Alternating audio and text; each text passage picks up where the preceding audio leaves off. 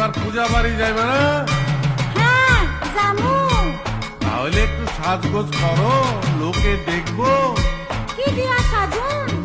এইবার কিছুই তো দিলা না। কেমনে দেমু? এবার পূজা বোনাসও পাইলাম না, তোমারেও কিছু দিতে পারলাম না। চাই না আমার রেশমি চুড়ি